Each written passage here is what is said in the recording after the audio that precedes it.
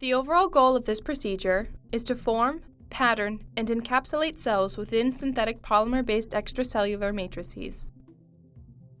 This method can be used to address critical biological questions related to the identification of extracellular cues that regulate cell responses within heterogeneous microenvironments.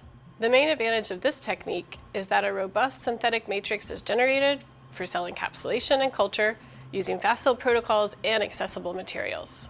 Though this method can be used for controlled cell culture and to study cell response in vitro, it can be applied to other systems, including drug delivery and tissue engineering. Prepare materials for hydrogel formation as described in the text protocol. Attach a collimating lens to the end of the liquid-filled light guide to ensure relatively even light intensity across all samples. Adjust the distance of the light guide from the samples to achieve a spot size that will cover the samples of interest.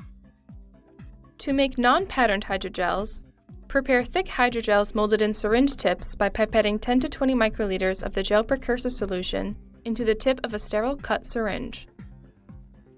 Make a single gel per syringe that is approximately 0.5 to 1.5 millimeters thick based on volume and syringe diameter.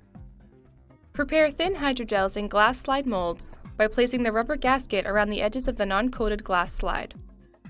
Next, pipette 5 to 10 microliters of the gel precursor solution onto the non-coated glass slide and place the glass slide coated with anti-adhesive on top of the gel solution. Secure the glass slides with small binder clips to stabilize.